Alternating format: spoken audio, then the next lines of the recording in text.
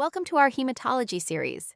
We're kicking things off by exploring blood, its normal components, typical values, and why these measurements matter in the lab.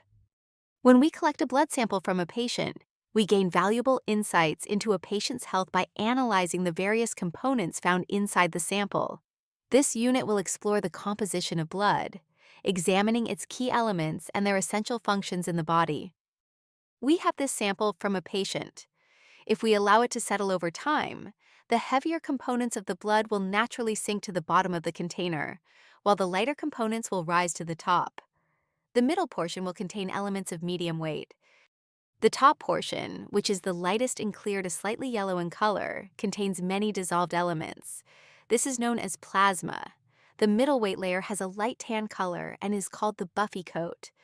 The buffy coat contains two types of cells, white blood cells and platelets. The heaviest components in the blood are the red blood cells, which sink to the bottom of the sample. They make up about 38 to 54% of the total blood volume.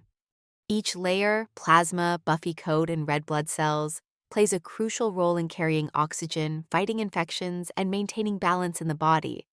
In the next section, we will explore the functions of these components in greater detail and how their levels can indicate health conditions.